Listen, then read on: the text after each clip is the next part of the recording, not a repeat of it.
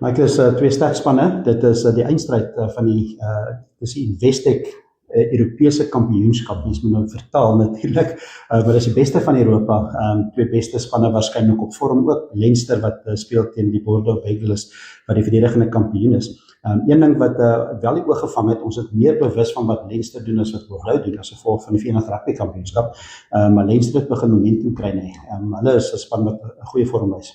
En dis die een ding, wanneer ons as Suid-Afrikaanse spanne deel geraak het van die Verenigde Rugby Kampioenskap, was daar spesifieke spanne waarvoor jy eintlik uitgekyk het. Munster en Leinster was bo in die lys van al die spanne op die tonge.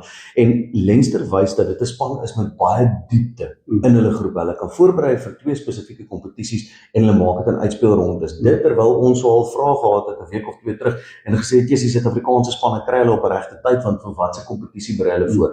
Hier is span in Leinster wat bewys het ons kan voorberei vir beide hierdie kompetisies. So dit spreek boekdele van een, die krag in Ierse rugby en twee, die diepte. Daar was al goeie wedstryde gewees. Ek weet spanne soos Bath het ook baie goed gedoen, ongelukkig om nie in die eindstryd te wees nie. Maar dis amper die so 'n toonbeeld van die beste van Ierland en die beste van Frankryk. Daar's minder internasionale spelers deesdae na spanne as wat dit 5 jaar terug was.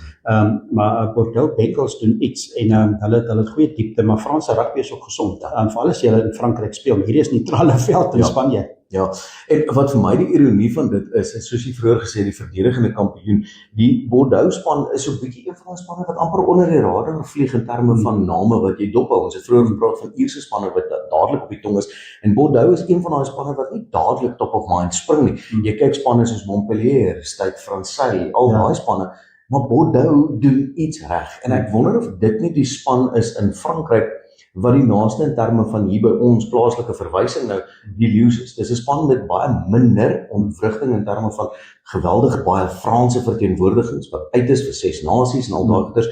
Dis 'n span wat eintlik baie close-knit is, as ek die Engels nou kan gebruik, en ek dink dit dra by tot die sleutel van hulle sukses.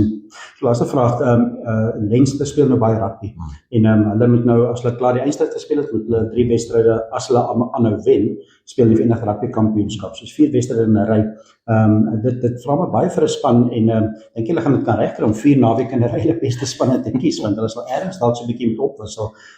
Maar ek dink vir komende naweek is dit die beste manne draf uit. Ja, en ek dink met 'n uitsondering van hierdie wedstryd waar hulle op 'n neutrale veld in Spanje speel, het Leinster nog 'n voordeel gehad van tuisveldwedstryde. Ek dink dit is van kardinale belang, veral in hierdie vlak waar jy is in kompetisies. So ek dink as Leinster dit reg kan kry om net te bly by hulle struktuur, en as hulle nie gepla word deur onnodige beserings of kaarte in een van hierdie kompetisies wat verhoed dat spelers beskikbaar is nie, dan dink ek gaan Leinster verseker 'n impak hê en altyd so half rek na een of ander trofee toe.